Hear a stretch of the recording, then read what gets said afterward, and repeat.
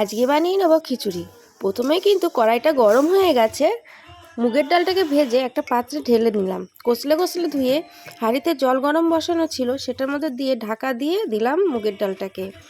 এদিকে আমি গোবিন্দভোগ চালটাকে ভালো করে ধুয়ে নিয়েছি। ঢাকনাটা খুলে ফেনা কাটিয়ে দেখে নিলাম যে আমার ডালটা কিন্তু 50% সিদ্ধ হয়ে গেছে।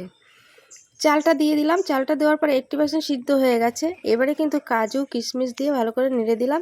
এবার ফোড়ন দেওয়ার জন্য একটা মশলা রেডি করে নেব খিচুড়ির জন্য। প্রথমে তেল দিয়ে দিলাম গোটা গরম মশলা, জিরে, তেজপাতা, শুকনো লঙ্কা।